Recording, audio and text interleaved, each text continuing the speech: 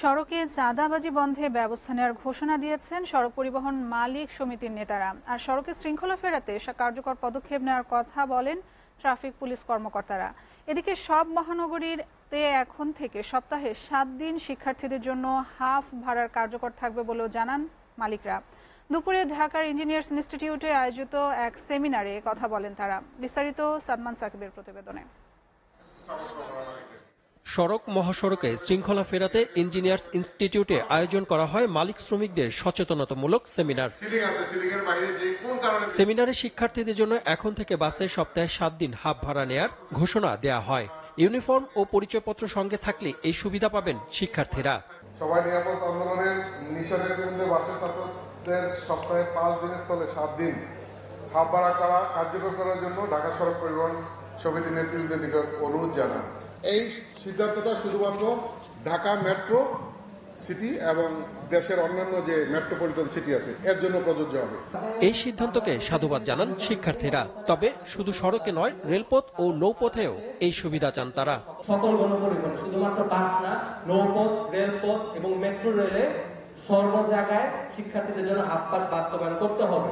আমরা অনুরোধ করব বাদবাকি যতগুলো পয়েন্ট রয়েছে গুরুত্বপূর্ণ প্রত্যেকটা পয়েন্টে আপনারা এই জ্যাম নিরসন কিভাবে করা যায়, কর্মঘণ্টা কিভাবে বাড়ানো যায় সেই দিকে অবশ্যই লক্ষ্য রাখবেন। সেমিনারে বক্তারা বলেন, এখন থেকে সড়কে চাঁদাবাজি বন্ধ ও বৈষম্যহীনভাবে গাড়ি চলাচল করবে।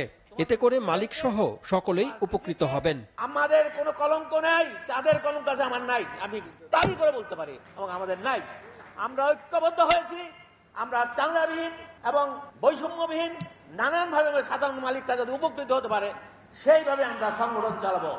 কোন ট্রাফিক সদস্য সড়কে চাঁদাবাজি বা অযথা মামলা করলে পুলিশ হেডকোয়ার্টারে অভিযোগ জানানোর পরামর্শ দেওয়া হয় ট্রাফিক পুলিশের পক্ষ থেকে।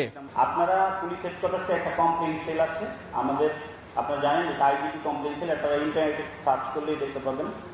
সেটা হচ্ছে আপনারা যদি কোনো সার্জেন্ট বা কোনো পুলিশের কোনো সদস্য যদি আপনাদের অহেতুক কোনো রকমের কোনো ঝামেলা করে বা মামলা দেয়, সেক্ষেত্রে আপনারা কিন্তু আমাদের কাছে আসতে হবে না, মেইল করলেই হবে। জিএমপিতে এখন যে পরিমাণ রিক্সা, ইঞ্জিন চালিত রিক্সা, অটো এবং বিভিন্ন ঢাকার পেরিফেরির বিভিন্ন জায়গা থেকে কাভার্ড ভ্যান অন্যান্য গাড়ি ঢুকতেছে, যেটা আগে যা ছিল তার চেয়ে মিনিমাম 10 থেকে 15 গুণ বেশি। আমরা আমাদের সর্বাত্মক চেষ্টা করছি, আমরা আমাদের অভিযান চালাচ্ছি।